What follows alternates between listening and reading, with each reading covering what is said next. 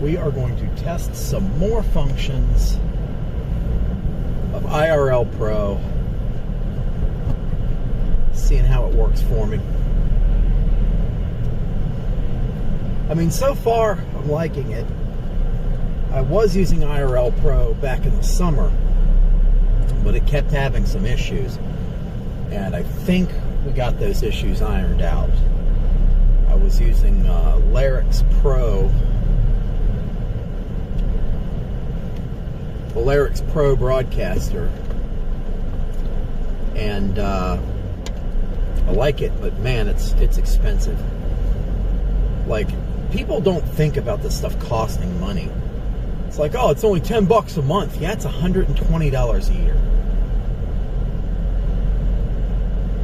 I'm having a hard enough time right now.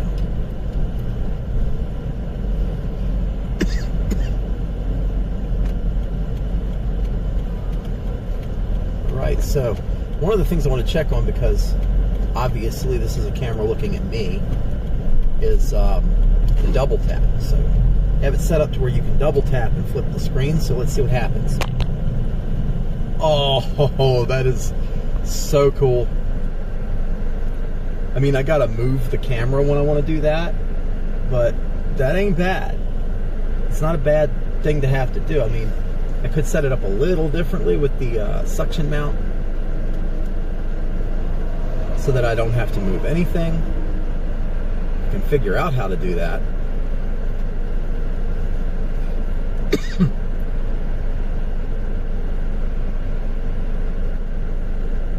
But then again, if I did that, I would lose my ability to tilt and pan, show everybody what I'm seeing during a trip there.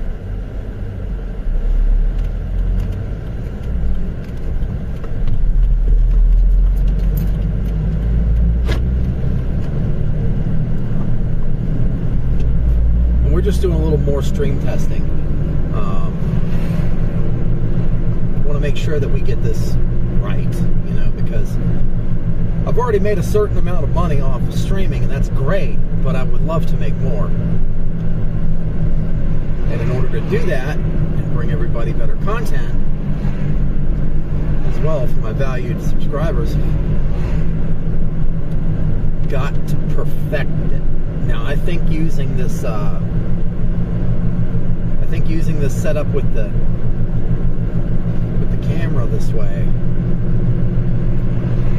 will work excellently. I got to remember to use a high-powered USB charger, like I'm currently using right now, to keep that thing topped up, because it likes to get battery hungry when it's running like that. I had that happen the other night and the other day, actually. I did the lake effect stuff last week. Last Monday and Tuesday, did the lake effect stuff, and it was kind of a pain, because realistically, this camera was running. Realistically, this camera was running, and it was providing the feed to the laptop, which is just over there. That was providing the camera feed into the laptop for the OBS stream that usually runs out to everybody. It just didn't work. Kept dying. Didn't have enough juice left to go around. And then, and this thing was dead as a doornail the other day, and I don't know what was running in the background. I really got to check out what's going on with this phone. But this is like the best phone I've ever owned as far as stabilization is concerned. Like I said, this is just a test stream. You might notice there's no scrollers, there's nothing like that. It's because it's running straight from the camera. And this setting that I'm using right now is what will be used to run the feed to the LSM CDN later, when we're going to be streaming live weather events as they're happening.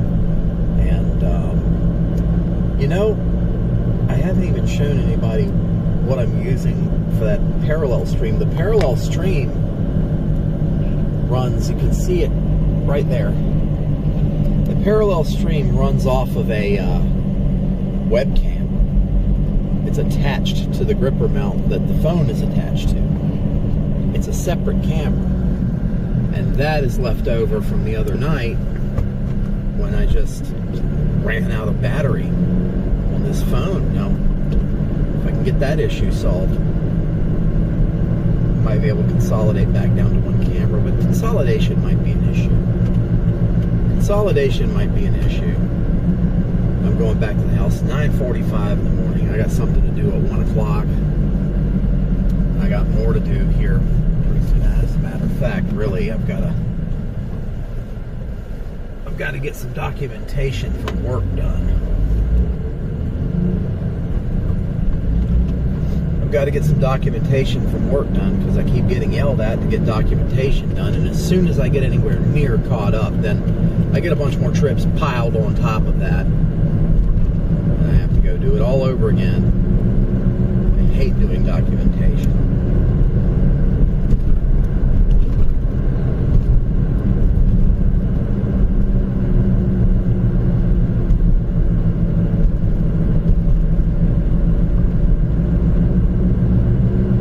We're going to keep it running through this bottom down here because I happen to know that there's a dead spot. A dead spot in the T-Mobile infrastructure as well as AT&T. I want to see if it's bad enough that all of them are dead spotted in this bottom down here behind Alameda Park.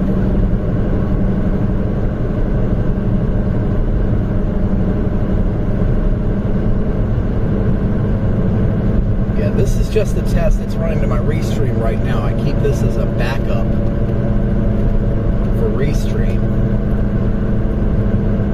because realistically my multi-stream for Restream is run through OBS most of the time. That's just for the public facing feed. The phone is used for the CDN feed. It has the really good camera with the good stabilization. I had to use a backup for the camera the other day. See it turn red.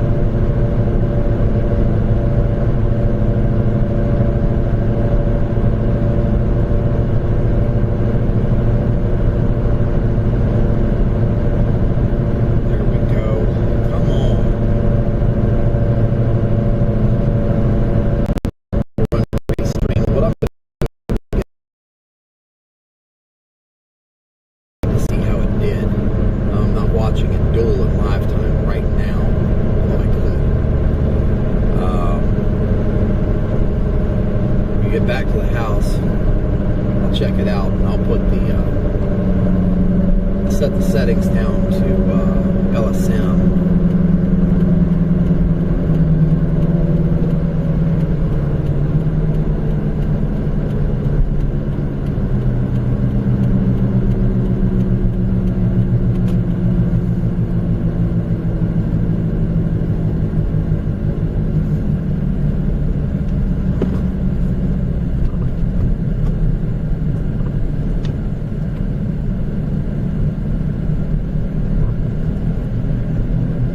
See, the computer's thinking about doing what I asked it to do a minute and a half ago.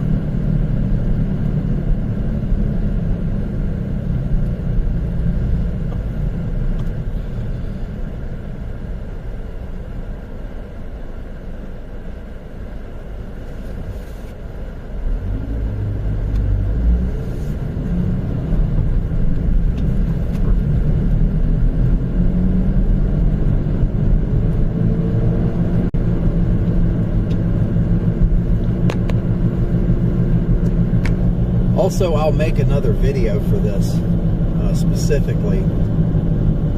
I'll make one that I can put out there. Not a huge video, but I crossed the threshold on YouTube for 100 subscribers last night, or possibly yesterday. So, thanks guys.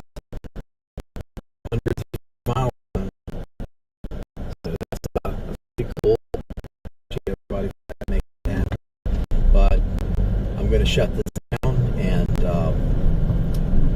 check out the stream replay, see how it did in some of those dead zones. That's the biggest thing. The biggest thing to me right now is going through known dead zones that I already knew about with the service, with bonding turned on, with this aggregated carrier solution, and seeing if that solved the issue. That's the biggest thing. And I'm testing this IRL, which has built-in bonding, so I'm adding bonding to the bonding.